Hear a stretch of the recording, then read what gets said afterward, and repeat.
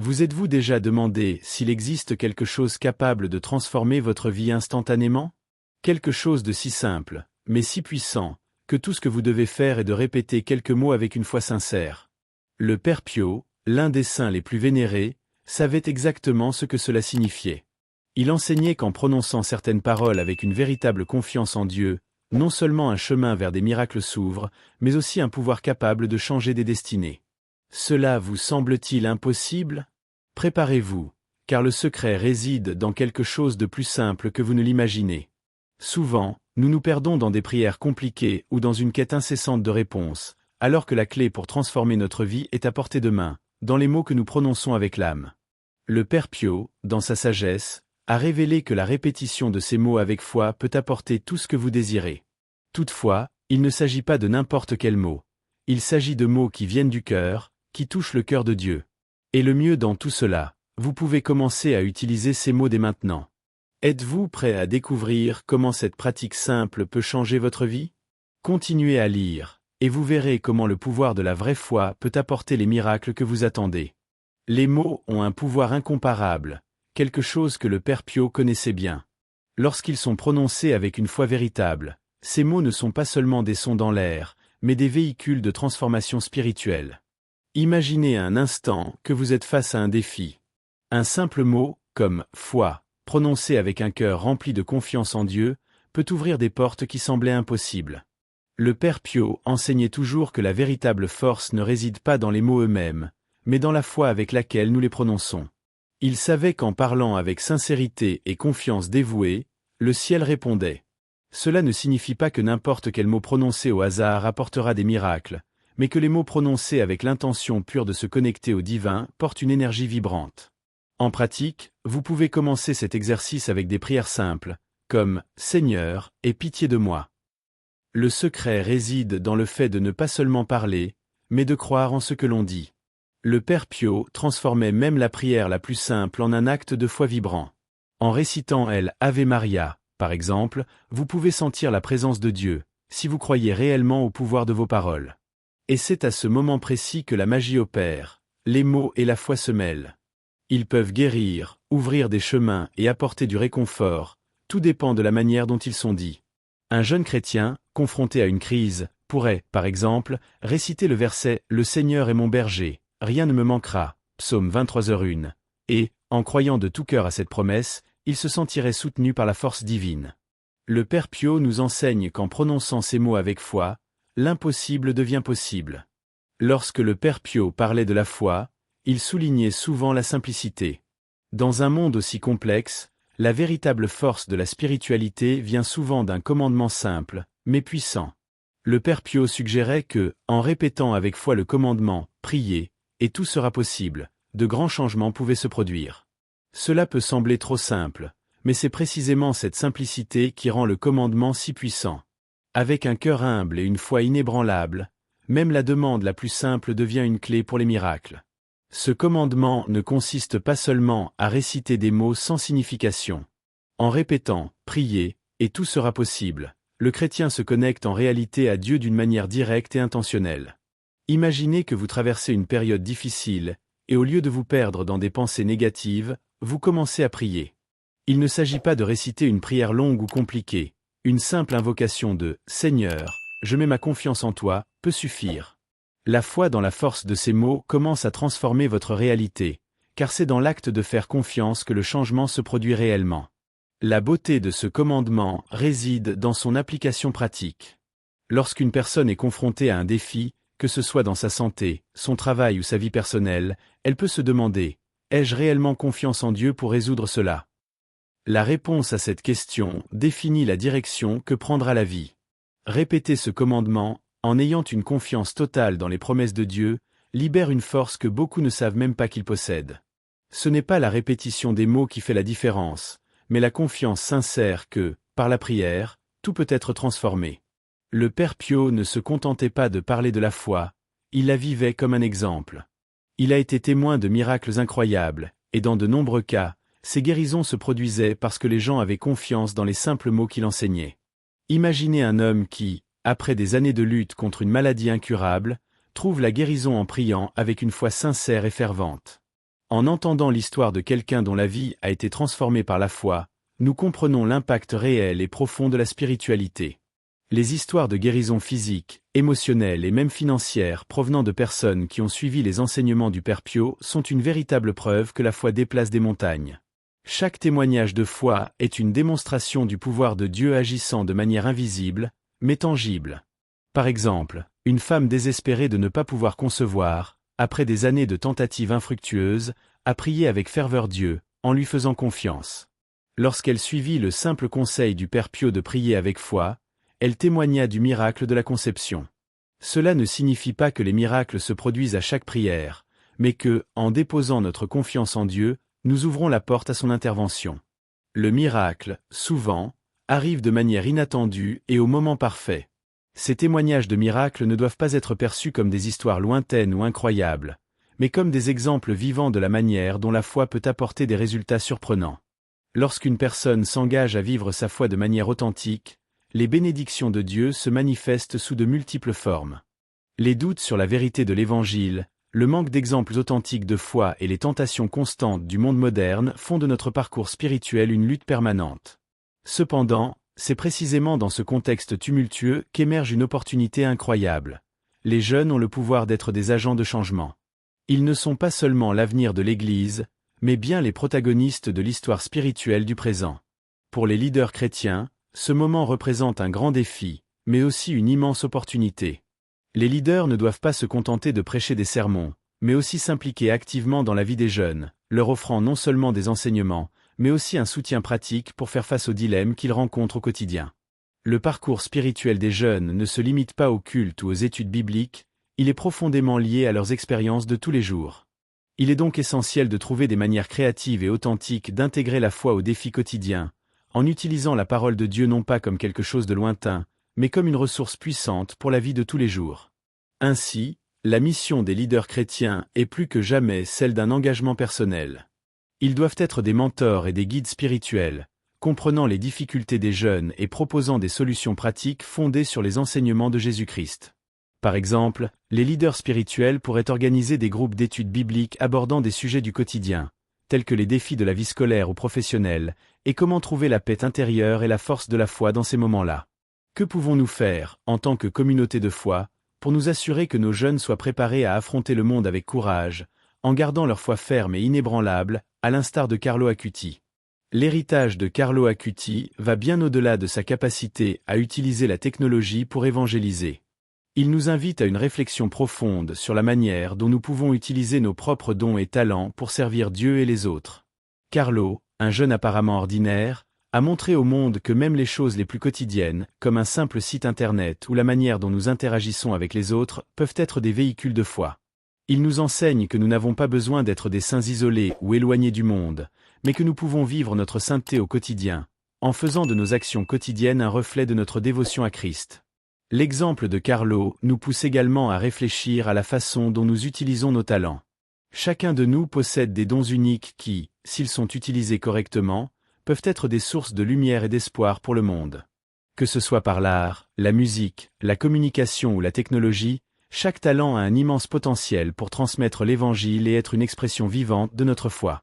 Carlo a utilisé sa passion pour la technologie non seulement comme un outil de divertissement ou de loisir, mais comme une plateforme pour approfondir la relation des gens avec l'Église et la spiritualité. La question est, que faites-vous de vos dons? Les utilisez-vous pour glorifier Dieu? L'héritage de Carlo Acuti nous enseigne également que la jeunesse est une période de grand potentiel spirituel. Il n'a pas attendu d'être adulte pour prendre des mesures de foi concrètes. Au contraire, il a commencé à évangéliser et à être une lumière pour les autres dès son plus jeune âge. Ainsi, nous pouvons tous, surtout les plus jeunes, être une lumière dans ce monde, même lorsque nous sommes encore en formation. Il n'y a pas d'âge pour commencer à vivre la sainteté et la mission d'évangéliser. Et cela nous amène à réfléchir. Comment pouvons-nous commencer dès maintenant, avec ce que nous avons entre les mains, à être des exemples de foi, comme Carlo Acuti l'a été? À l'approche du Jubileo degli Adolescenti, il est important de réfléchir à l'exemple de vie de Carlo Acuti et à la manière dont il peut nous inspirer à vivre notre foi de manière plus profonde. Cet événement, qui célèbre la jeunesse et le renouveau spirituel, est une occasion unique pour chacun de nous de repenser notre propre parcours spirituel et les choix que nous faisons chaque jour. En regardant la vie de Carlo, nous voyons que la foi n'a pas à être quelque chose de lointain ou d'inaccessible, mais qu'elle peut être intégrée dans chaque aspect de notre vie, que ce soit dans nos interactions quotidiennes, nos études ou l'utilisation des technologies autour de nous. La préparation pour le jubiléo va au-delà d'une simple préparation à un événement. C'est une occasion pour chaque jeune de réfléchir à ce qu'il fait de sa vie spirituelle et comment il peut encore grandir dans sa relation avec Dieu.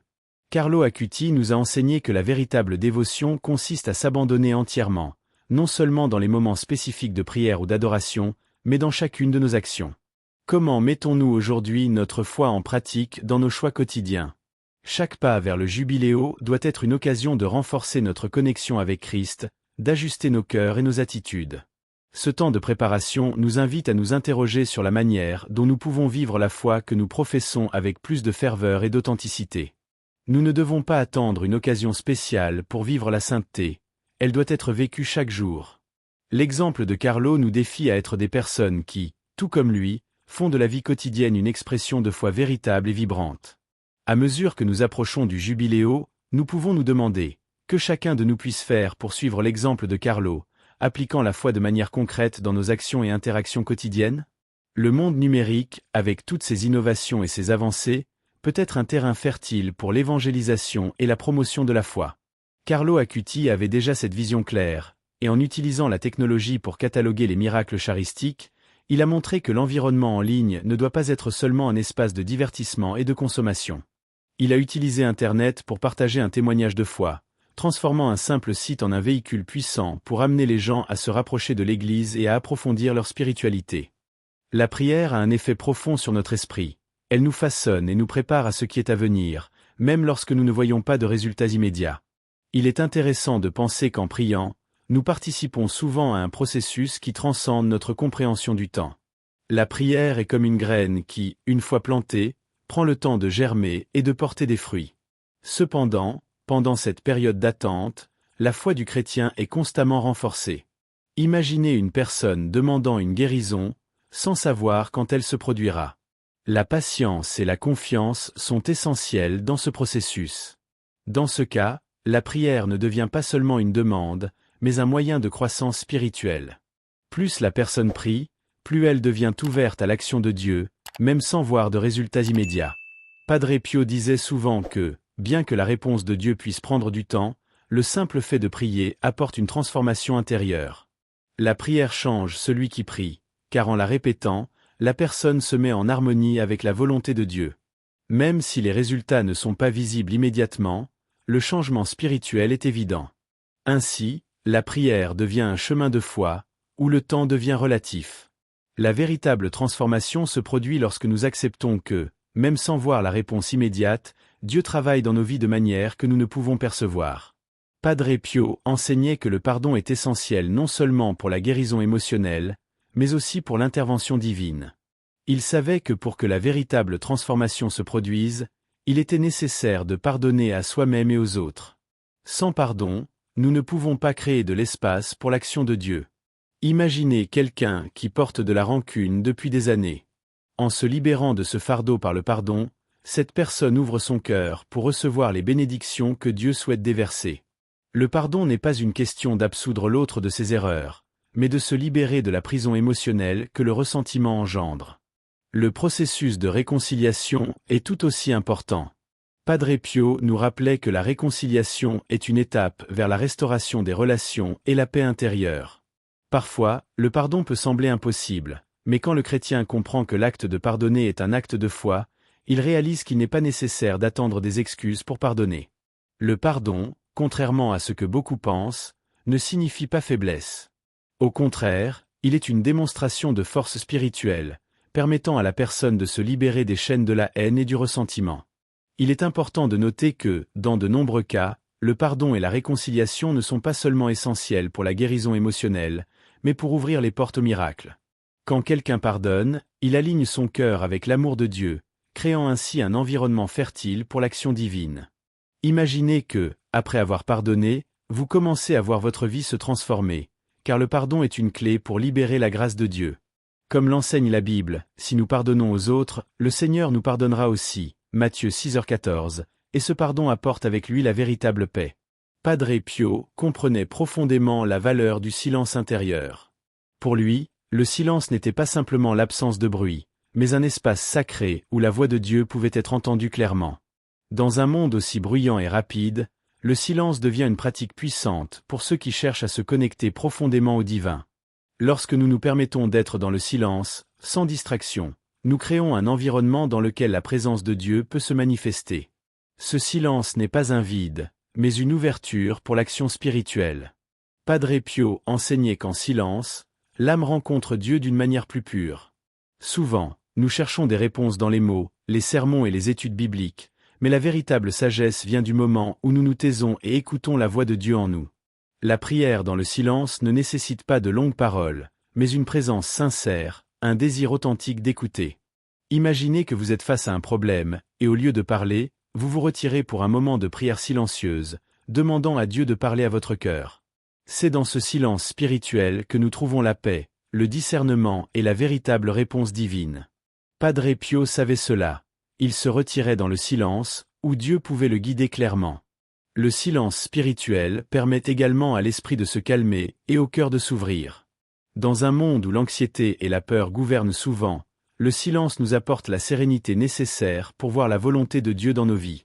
Lorsque nous nous consacrons à des moments de silence, nous nous rapprochons de Dieu de manière profonde et transformatrice. Ce temps de calme n'est pas seulement destiné à demander, mais à écouter, à être guidé, à percevoir les réponses que Dieu nous donne, souvent sans parole, mais avec des sentiments, des inspirations et une paix qui dépassent toute compréhension. Padre Pio savait que l'humilité est la clé pour recevoir les bénédictions de Dieu. Sans humilité, les portes de la grâce restent fermées. L'humilité n'est pas simplement une vertu morale, mais une posture spirituelle fondamentale pour se connecter au divin. Lorsqu'une personne se place humblement devant Dieu, elle reconnaît sa propre limitation et la grandeur infinie de Dieu. Cette attitude d'humilité crée un environnement propice pour que Dieu agisse, car le chrétien qui s'humilie est prêt à recevoir ce que le Seigneur a à offrir, sans résistance ni attente égoïste. L'humilité de Padre Pio était évidente dans sa vie quotidienne. Il ne se considérait jamais digne des grâces qu'il recevait, mais se voyait toujours comme un simple instrument de Dieu. Il croyait qu'en se soumettant à la volonté divine, il permettait au pouvoir de Dieu de se manifester pleinement. Lorsqu'une personne se rapproche de Dieu avec humilité, la grâce coule plus facilement. Au lieu d'imposer notre propre volonté ou nos désirs, nous nous livrons à la sagesse divine. Cette confiance dans la bonté de Dieu, sans chercher à contrôler ce qui se passe, ouvre des portes à des miracles inattendus. Par exemple, une personne qui prie en demandant un changement dans sa vie, mais qui s'approche de Dieu avec humilité en disant « Seigneur, fais ce qui est le mieux pour moi », se place dans une position de foi authentique. L'humilité permet à Dieu d'agir pleinement, et souvent, le miracle se produit de manière imprévue. Sans humilité, nous sommes comme des vases fermés, incapables de recevoir la grâce. Lorsque nous ouvrons nos cœurs avec humilité, Dieu peut réaliser la véritable transformation dans nos vies, de la manière qu'il sait être la meilleure. Padre Pio comprenait profondément la force de la prière en groupe. Il savait que, lorsque les chrétiens s'unissent dans la prière, l'énergie spirituelle générée est multipliée de manière puissante. La prière collective n'est pas simplement une réunion de personnes priant ensemble, c'est une expression de l'unité dans la foi. Lorsque nous nous réunissons avec d'autres dans la prière, nous partageons non seulement nos demandes, mais aussi notre foi, créant un environnement de force spirituelle collective. Padre Pio croyait que l'union de plusieurs voix élevait les prières vers Dieu de manière encore plus efficace, car la foi commune crée une force incalculable. Cela ne signifie pas que la prière individuelle n'a pas de pouvoir. Cependant, il y a quelque chose de profondément spécial dans l'union des cœurs et des intentions dans une seule direction. Imaginez que vous êtes dans un culte de louanges, entouré de frères et sœurs dans la foi, tous ensemble appelant Dieu. L'effet de la prière en groupe n'est pas simplement un nombre accru de personnes priant, mais une véritable manifestation de force spirituelle qui peut déplacer des montagnes. Comme nous l'enseigne la Bible, là où 2 ou 3 se rassemblent en son nom, Dieu est présent, Matthieu 18h20. Cette union crée une atmosphère puissante où des miracles peuvent se produire. La prière collective est une manière pratique de renforcer notre foi, car elle nous rappelle que nous ne sommes pas seuls dans notre cheminement spirituel. Lorsque nous prions ensemble, nous partageons le fardeau des difficultés et célébrons les victoires, sachant qu'en nous unissant dans la prière, Dieu écoute avec plus d'attention. En participant à des cultes, des messes ou des groupes de prière, chaque chrétien est fortifié par la foi des autres, et les bénédictions de Dieu coulent plus abondamment. Padre Pio, avec sa profonde spiritualité, savait que la prière collective a le pouvoir de transformer non seulement les vies de ceux qui prient, mais aussi l'environnement autour d'eux. Padre Pio n'était pas seulement un saint, il était un véritable mentor spirituel, dont les enseignements ont traversé les générations. Il savait que le rôle d'un mentor n'est pas seulement de guider, mais aussi d'être un exemple vivant de foi, de persévérance et d'humilité. Sa vie était une démonstration de la manière de vivre la foi de manière pratique, en affrontant les adversités avec confiance en Dieu. En tant que mentor, il ne se contentait pas de prêcher, il vivait l'Évangile. Il savait que, pour guider les autres, il fallait d'abord marcher sur le chemin de la foi, montrant, à travers l'exemple personnel, comment les principes chrétiens pouvaient être appliqués dans la vie quotidienne. Ce caractère de mentor se reflétait dans la façon dont Padre Pio traitait les personnes autour de lui. Il ne se contentait pas d'offrir des conseils spirituels, il savait aussi écouter avec attention et compassion. Lorsqu'une personne venait à lui avec un problème, il l'aidait à comprendre l'importance de se rapprocher de Dieu et de lui faire confiance. Ses enseignements n'étaient pas de simples paroles, mais des attitudes concrètes qu'il vivait tous les jours. Il faisait en sorte que les gens réalisent que, pour affronter les défis de la vie, il fallait une foi inébranlable et une confiance totale en Dieu. Cet exemple de vie faisait de lui un véritable mentor, quelqu'un qui guidait par l'action, pas seulement par la théorie.